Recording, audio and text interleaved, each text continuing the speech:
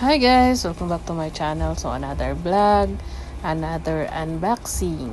So, nangita ba ka og di kalidad nga laptop holder? So, mao na ni siya guys. Super legit. Ako i-comment ang link ha.